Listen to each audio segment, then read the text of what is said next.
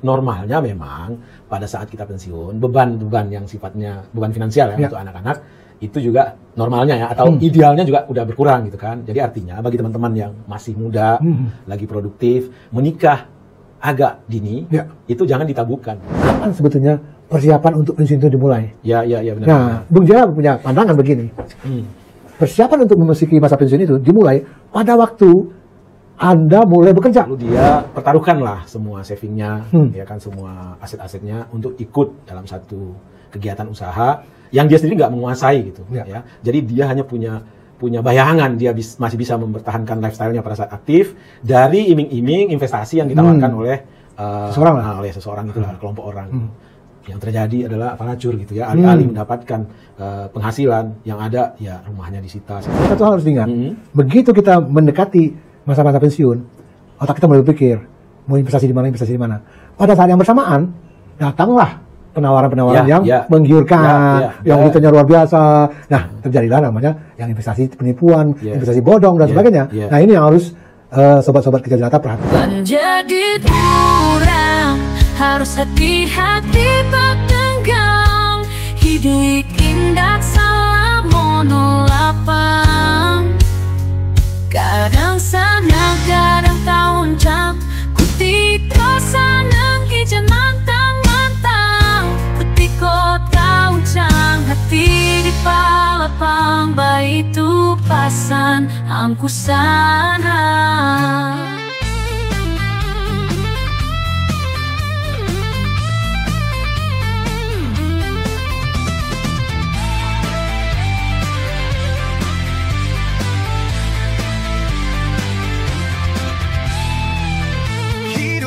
Sekali, mari buat berarti. Hidup hanya sesaat, ayo tebar manfaat.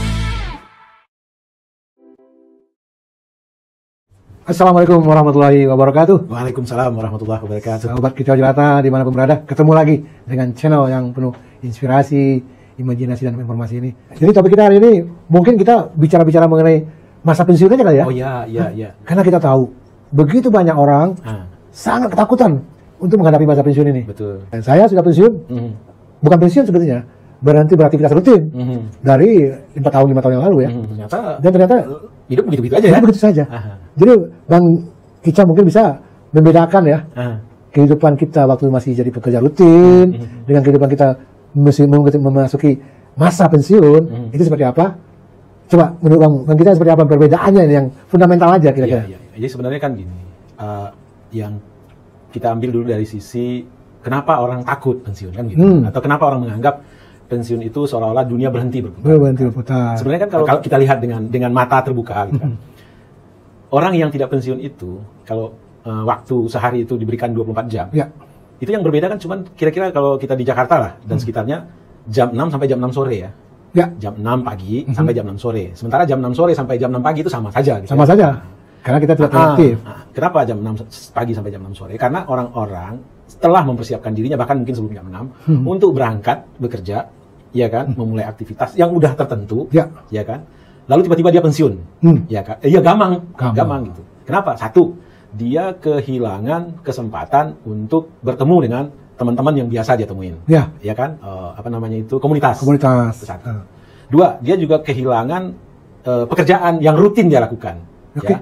Jadi ada sesuatu yang selama ini memenjarakan otaknya, yang tidak membuat otak ini cair berpikir kemana-mana, dan itu dia merasa nyaman. Apa itu? Pekerjaan yang selalu, bahkan sampai dia rumah terbawa mimpi itu, ya kan?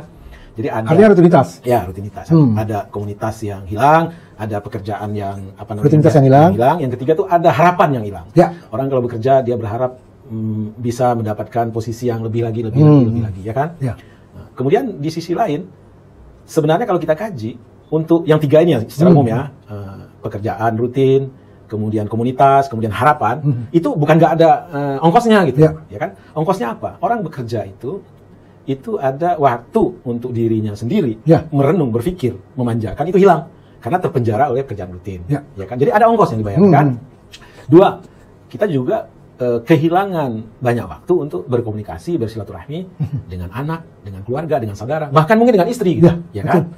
Yang ketiga, ada sesuatu yang sebenarnya sejak lahir mungkin jadi impian kita, ya kan, entah mau jalan-jalan, ya kan, entah mau memanjakan diri dengan hobi tertentu, itu terbelenggu oleh rutinitas bekerja. Gitu.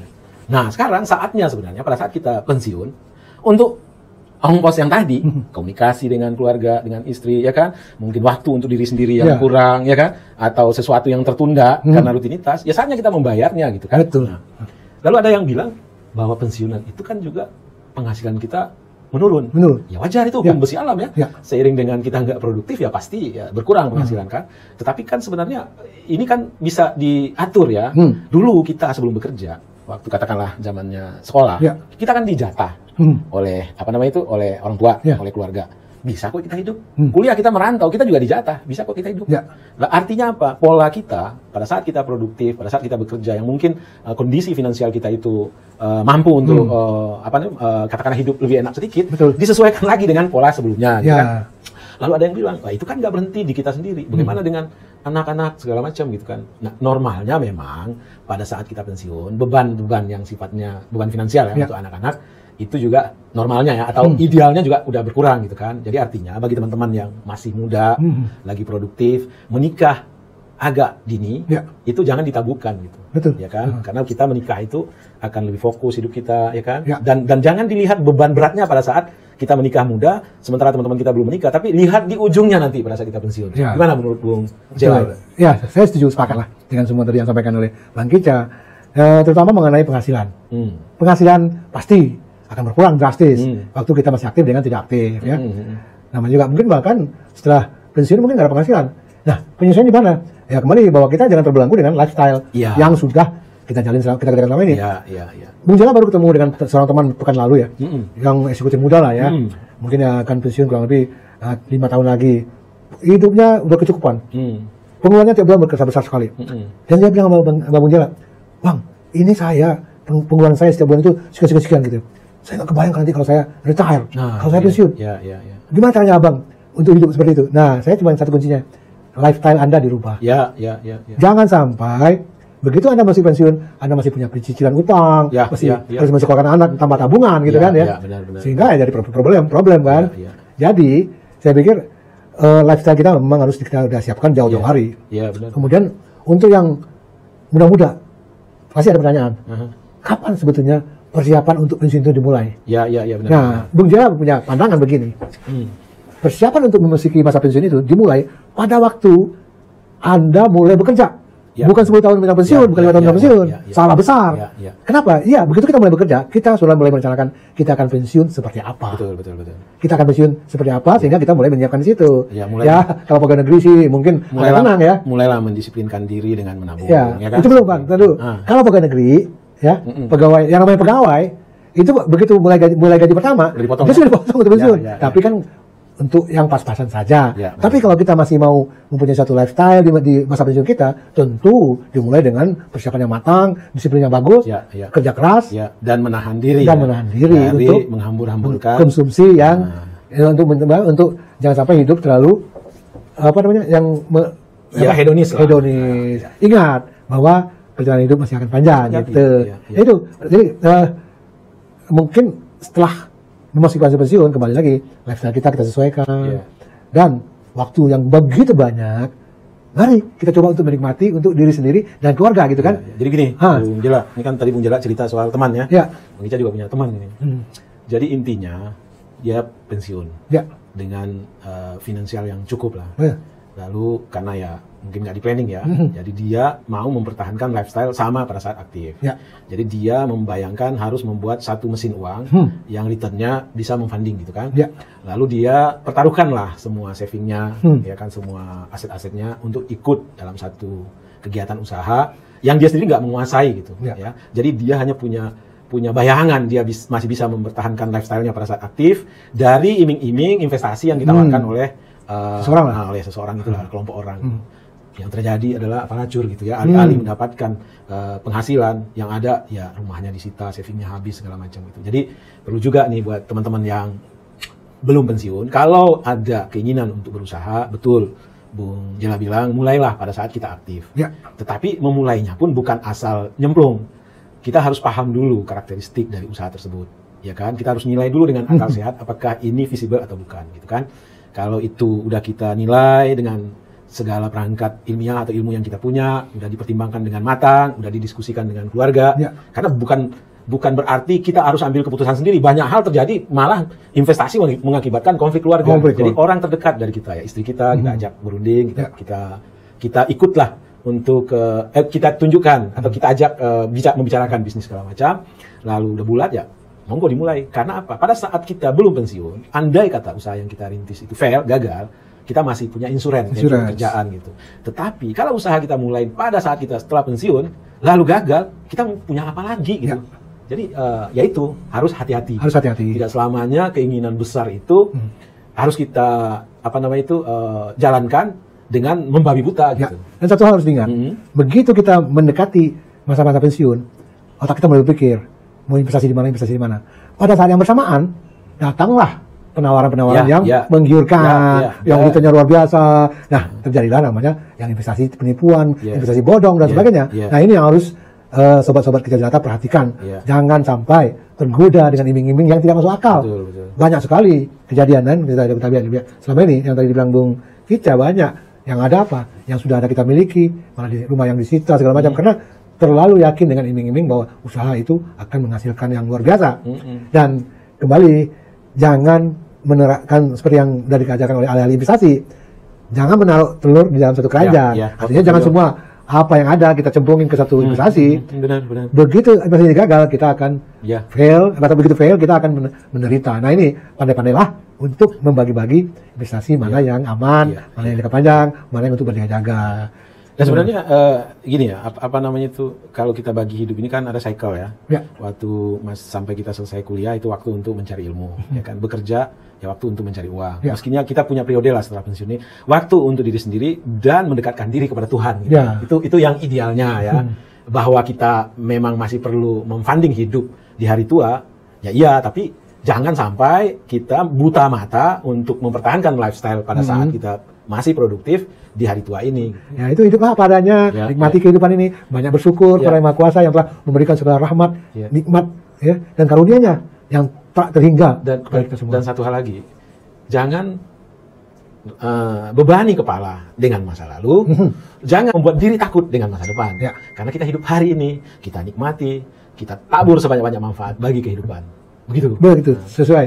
Oke, saya kira itu dulu bincang-bincang kita. Ya, mudah-mudahan bermanfaat untuk sobat-sobat jelata sekalian. Tidak ada yang harus ditakuti, hanya banyak-banyak bersyukur bahwa kita masih diberi segala nikmat, segala kesehatan, umur panjang, silaturahmi yang terjaga, dan masih bisa menjadi kurang. Harus hati-hati bertenggang, hidup indah salah monolapang. Kadang sana, kadang tahun jam, ku tidak sanang kijan mantang-mantang. Betiko tahun jam, hati di palapang, baik itu pasan angku sana. Menjadi burang, harus pandai-pandai menimbang. Dunia mampu mato rembang, dikira mandap petanya to malah hilang. Dikira singkat tanya to sangai panjang, baik tu pasananku sana. Menjadi kurang, kijan sarupo yang layang, tiba angin kian kamari malayang. Jadilah sarupo kepata bang jelek dilopai dan dipulang, bermanfaat untuk banyak kurang.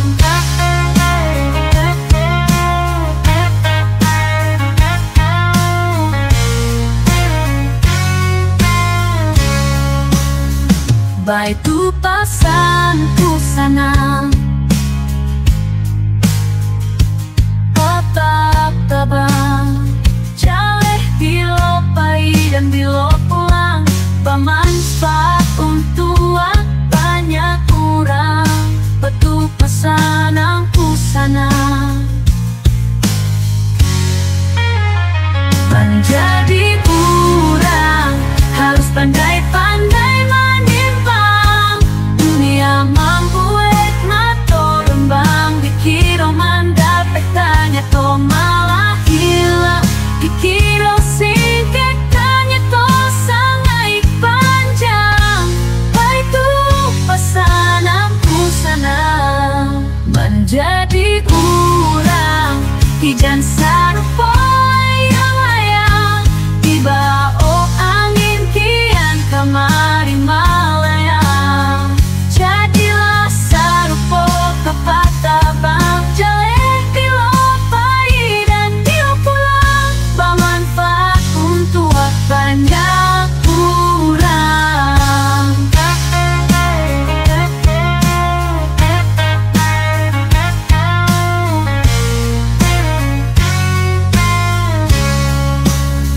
Baitu pasanku sana,